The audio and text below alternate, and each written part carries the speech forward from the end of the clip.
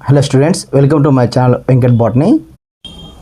So taxonomical studies of various plants, animals and other organisms useful in agriculture, forestry, industry and general in knowing our bioresources and their diversity. So ఇక్కడ మనకు taxonomical AIDS అంటే ఇక్కడ మనం ఏం చూస్తామంటే ఇందులో plants ఐడెంటిఫికేషన్లో కావచ్చు, plants క్లాసిఫికేషన్లో కావచ్చు, ఏవైతే మనం యూజ్ చేస్తున్నామో ఎక్విప్మెంట్స్ రూపంలో వాటన్నిటిని కూడా ఎయిడ్స్ అంటాం. సో క్లాసిఫికేషన్కి యూజ్ అయ్యే అన్నిటిని కలిపి మనకు టాక్సోనామికల్ ఎయిడ్స్ అని చెప్తాం. So identification of organisms requires intensive laboratory and field studies. The collection of actual specimens of plant and animal species is essential and is the prime source of taxonomic studies. So collection చేసుకోవాలా స్పెసిమెన్స్ని. So plant కావచ్చు, అది animal కావచ్చు, అది main అనమాట taxonomic కేటగిరీస్లో లేదా ఈ aid సంబంధించి చూస్తే. సో ఇక్కడ మనకు ఏమేమి ఉన్నాయో టాక్సానమికల్ ఎయిడ్స్ ఒకసారి డిస్కస్ చేద్దాం. ముందుగా హెర్బేరియం.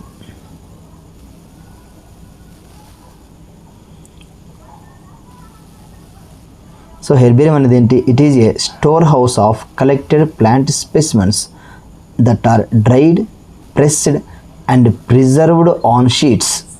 సో హెర్బేరియం అంటే it is a store house of collected plants. So collect చేయబడినటువంటి ప్లాంట్స్ అన్నిటిని కూడా ఒక స్టోర్ హౌస్లో భద్రపరచడం. అది కూడా ఏ విధంగా? Dried, pressed and preserved on sheets. Dry చేసి, ప్రెస్ చేసి ఒక షీట్ మీద వాటిని అతికించి ఇక్కడ మనకు పిక్చర్లో కనిపిస్తున్నట్టుగా అల్మారాస్లో అరేంజ్ చేస్తారు. సో ఆ ఏరియాను, ఆ రూమ్ని హెర్బేరియం అని చెప్పవచ్చు. ఆ షీట్ని హెర్బేరియం షీట్ అంటారు. So further these sheets are arranged according to a universally accepted system of classification. So ఈ విధంగా ఈ అరేంజ్మెంట్స్ అయిన తర్వాత అన్ని షీట్స్ అన్నీ కూడా ఇష్టం వచ్చినట్టుగా అరేంజ్ చేయకుండా క్లాసిఫికేషన్ బేస్ చేసుకొని ఏదైతే ఉందో మనము బెంథామ్ అండ్ హుకర్ క్లాసిఫికేషన్ యూజ్ చేస్తున్నాం. సో బెంథామ్ అండ్ హుకర్ యూజ్ చేసినటువంటి క్లాసిఫికేషన్ ప్రకారం ఆర్డర్లో ఉంచుతాం. అంటే ఫస్ట్ ఫ్యామిలీ ఏది ఉండాలి, దాని తర్వాత ఏది ఉండాలి, చివరిగా ఏ ఉండాలి. సో ఆ ఆర్డర్లోనే క్లాసిఫికేషన్ ప్రకారమే ఇక్కడ మనకు అల్మారాస్లో అరేంజ్ చేస్తాం అన్నమాట. So these specimens along with their descriptions on herbarium sheets become a store house or repository for future use. So అక్కడ ఆ షీట్లో ఒక కార్నర్లో మనకు ఇది హెర్బేరియం షీట్ అనుకుంటే ఈ హెర్బేరియం షీట్ ఒక కార్నర్లో డీటెయిల్స్ అన్నీ ఉంటాయి. సో ప్లాంట్ ఎక్కడ కలెక్ట్ చేశారు, ప్లాంట్ నేమ్ ఏంటి, కామన్ నేమ్ ఏంటి, ఐడెంటిఫికేషన్, లొకేషన్ ఎక్కడ లొకేట్ చేశారు. సో ఇవన్నీ కూడా ఆ షీట్కి సంబంధించిన ఒక నంబర్ ఉంటుంది. సో ఇవన్నీ కూడా ఈ హెర్బేరియం షీట్లో ఒక కార్నర్లో ఉంచబడుతుంది అనమాట. So herbarium sheets also carry a label providing information about date and place of collection. ఏ రోజు కలెక్ట్ చేశారు, ఎక్కడ కలెక్షన్ చేశారు. So English, local and botanical names. So English name ఉంటుంది, అలాగే బొటానికల్ నేమ్ ఉంటుంది. సో వాటితో పాటుగా ఫ్యామిలీ, కలెక్టర్స్ నేమ్, ఎవరు కలెక్ట్ చేశారో వాళ్ళ పేరు, ఎట్సెట్రా ఇవన్నీ కూడా ఆ హెర్బేరియం షీట్ చివరన లేబులింగ్ చేయబడి ఉంటుంది. So herbaria also serve as quick referral system. చాలా వేగంగా రెఫరల్ సిస్టమ్ అంటే క్లాసిఫికేషన్ తొందరగా మనం ఐడెంటిఫై చేయడానికి యూజ్ చేసే టాక్సానామికల్ ఎయిడ్ ఏది అంటే herbarium. So it serve as quick referral system in taxonomical studies. So taxonomical స్టడీస్లో క్విక్ రెఫరల్కి ఏది యూజ్ అవుతుంది అంటే హెర్బేరియా యూజ్ అవుతుంది. So royal botanic garden RBG at Kew England has a largest herbarium and is an international center for plant identification. So plant ఐడెంటిఫికేషన్కు international centre ఏది అంటే royal botanic garden. ఎక్కడుంది అది? ఇంగ్లాండ్లోని క్యూ అనే ప్లేస్లో ఉంది. So it is a largest botanical garden, it is a largest herbarium also. So largest herbarium అంటే royal botanical garden, largest botanical garden ఏది అంటే ఆర్బీజీ, అలాగే లార్జెస్ట్ హెర్బేరియం కూడా అదే. అలాగే international centre for plant identification ఏది అంటే RBG, royal botanical garden. So in a digital herbarium the digital images of the herbarium specimens and the related information is preserved and published on internet for wider uses. So ఎక్కువ మందికి use కావడం కోసం ప్రస్తుతం digital herbarium కూడా use చేస్తున్నారు. అంటే అన్నీ కూడా కంప్యూటర్లో అప్లోడ్ చేయబడి ఉంటాయి. సో ఆ విధంగా కూడా మనకు సేఫ్టీగా భద్రపరచబడి ఉంటుంది.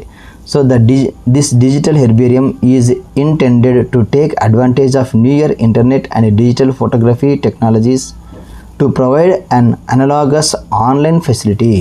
సో అనలాగస్ ఆన్లైన్ ఫెసిలిటీ కోసము ఈ డిజిటల్ హెర్బేరియం కూడా ప్రస్తుతం రోజుల్లో యూజ్ చేస్తున్నారు. సో ఇది హెర్బేరియం సంబంధించింది. అలాగే బొటానికల్ గార్డెన్, ఇందులో మనకు చూస్తే so specialised gardens have collection of living plants for reference. So botanical gardens ఏంటి, collections of living plants for reference కోసం మనకు యూజ్ చేస్తున్నాం అనమాట.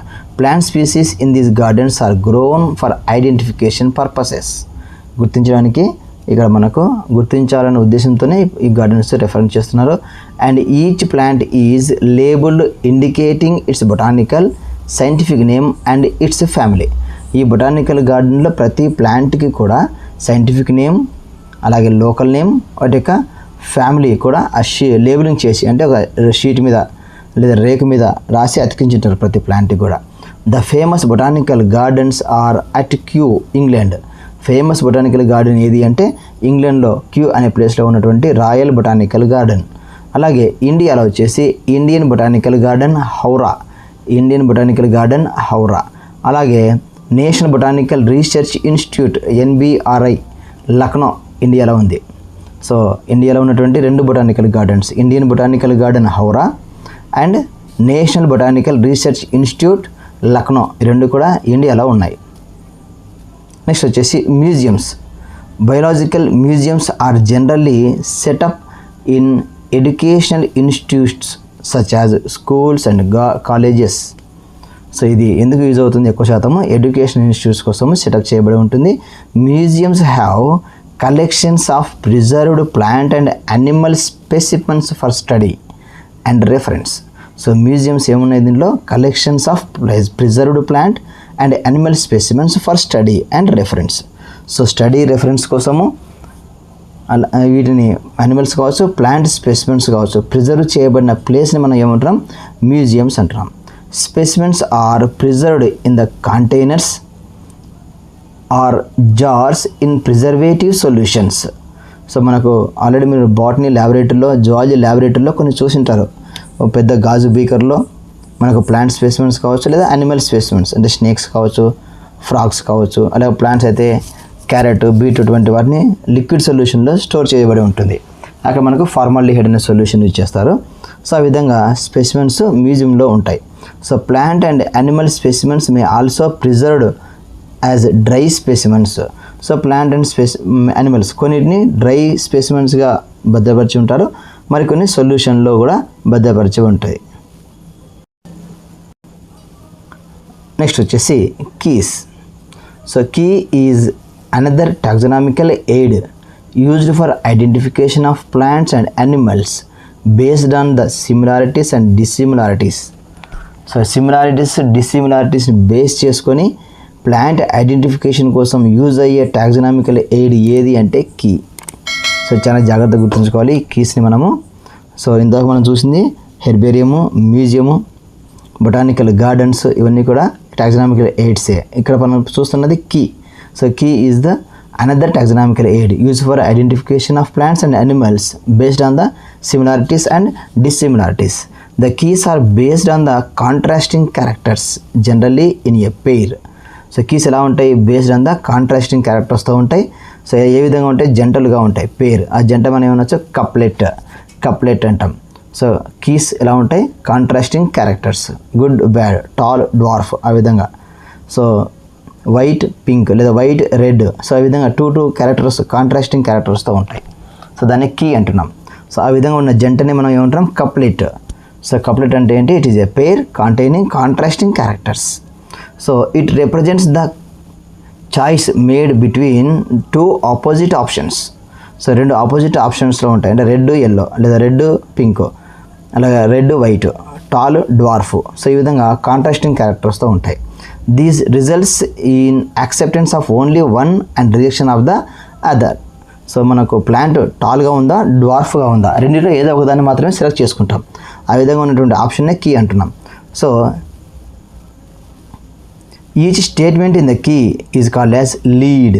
సో కీలో యూజ్ చేసే ప్రతి స్టేట్మెంట్ను కీలో రాసే ప్రతి స్టేట్మెంట్ను లీడ్ అంటున్నాం. So separate taxonomic keys are required for each taxonomic category such as family, genus, species for identification purposes. So genus కానీ, ఫ్యామిలీస్ కానీ, స్పీసీస్ కానీ సపరేట్గా మనకు టాక్సానమిక్ కీస్ అనేవి ఉంటాయి. Keys are generally analytical in nature.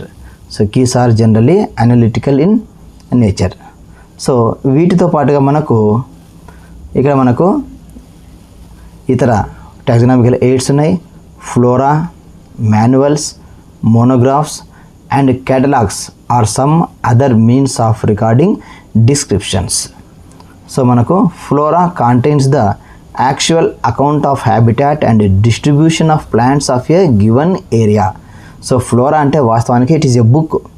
Flora is a book which containing complete information of plants about habitat and distribution in a particular area. So ఒక particular ఏరియాలో ఉన్నటువంటి ప్లాంట్స్కు సంబంధించిన హ్యాబిటాట్ అండ్ డిస్ట్రిబ్యూషన్ ఇన్ఫర్మేషన్ ఉన్న పుస్తకాన్ని flora అంటున్నాం.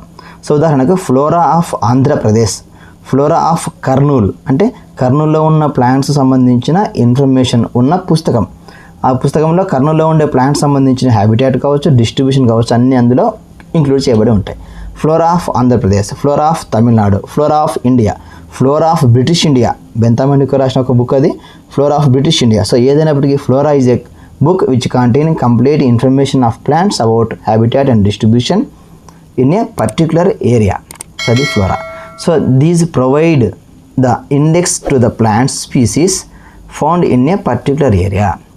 అలాగే వీటితో పాటుగా manuals are useful in providing information for identification of names of species found in an area. So manuals ఏం చేస్తున్నాయి? ఇది కూడా ఇన్ఫర్మేషన్ ఇస్తున్నాయి. ఏ విధంగా అంటే ఐడెంటిఫికేషన్ ఆఫ్ నేమ్స్, స్పీసీస్, ఒక ఏరియాలో ఉన్నటువంటి స్పీసీస్ సంబంధించిన నేమ్స్ను ఐడెంటిఫై చేయడానికి మాన్యువల్స్ యూజ్ అవుతున్నాయి. చాలా జాగ్రత్తగా గుర్తుంచుకోవాలి ఈ వర్డ్స్ కానీ ఈ టర్మినాలజీ కానీ. అలాగే చివరిగా monographs contain information on any one taxon. Mono అంటేనే సింగిల్.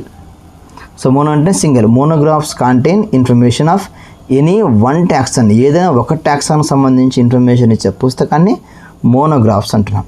సో ఈ విధంగా ఇవన్నీ కూడా టాక్సానమికల్ ఎయిడ్స్, ప్లాంట్ క్లాసిఫికేషన్లో యూజ్ అయ్యే టాక్సానమికల్ ఎయిడ్స్. హెర్బేరియం కావచ్చు, మ్యూజియంస్ కావచ్చు, పార్క్స్, బొటానికల్ గార్డెన్స్, అలాగే హెర్బేరియా, ఫ్లోరా, మాన్యువల్, మోనోగ్రాఫ్స్ ఇవన్నీ కూడా టాక్సానమికల్ ఎయిడ్స్ అని గుర్తుంచుకోవాలి.